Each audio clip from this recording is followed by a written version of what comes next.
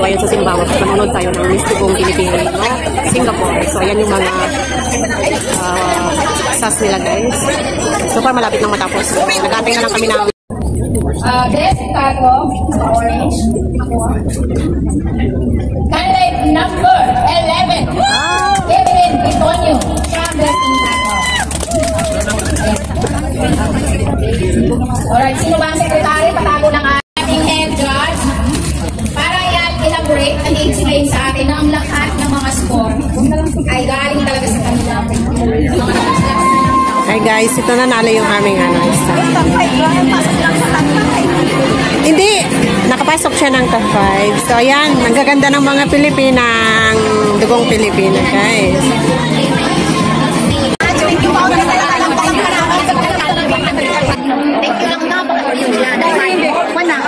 Kasama na yung hindi talaga sa muna sa production kasama na yun.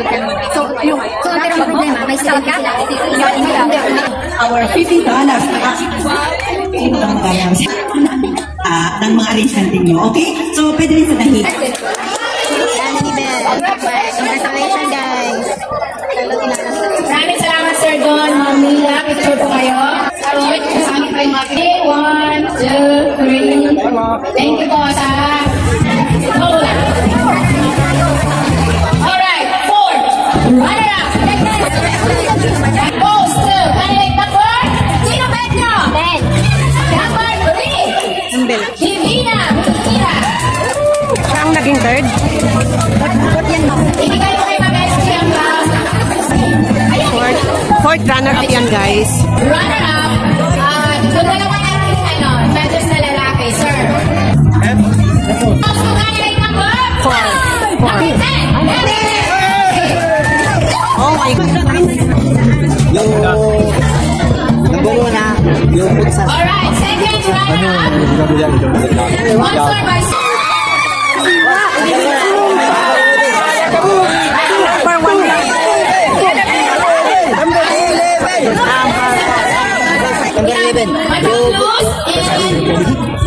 Okay, 1, 2,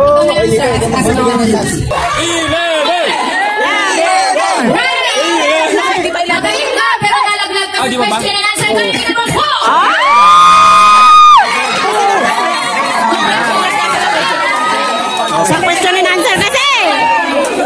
It's okay. Kuha niya na dapat sa question and answer. Masibak tayo. Number 11! Sponsored by LBC to be awarded by Miss Sharon and Sir Bien and Ate SG. Number 11! Boss, number 11. Woo!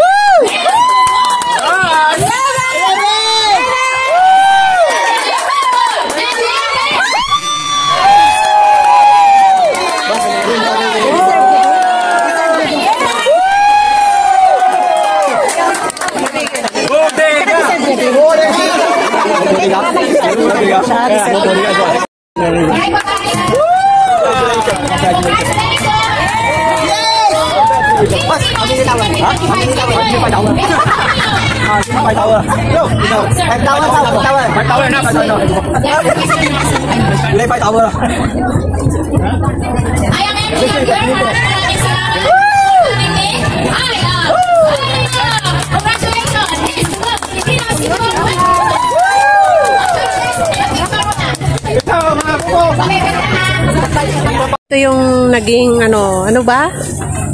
First runner-up siya yung friendship namin na si Iwa. Wow! Congratulations, Ben! Joy! Ayan guys, tapos na nga yung show ng Dugong Pilipina, Singapore. So ito, tapos na.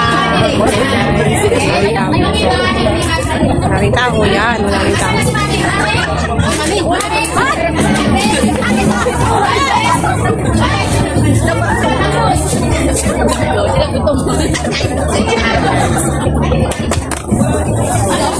Congratulations everyone.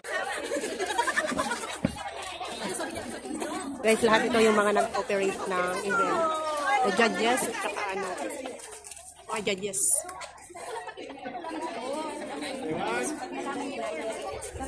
Hold on.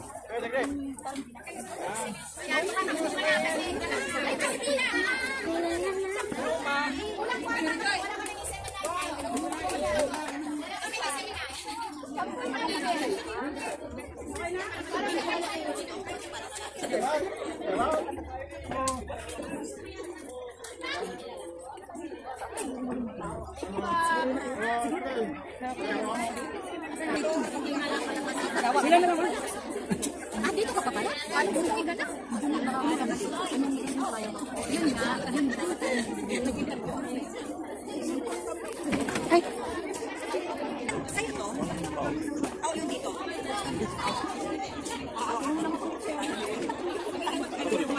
Ang aming friendship, nakasakasama yan. Kahit malayo naligaw ako, nawala ako sa Simbawang, pumunta ako ng Woodland, nakarating dito para lang sa kanya. Thank you so much for watching Dugong Pilipinas Singapore. Yan. Bro, picture, hoy!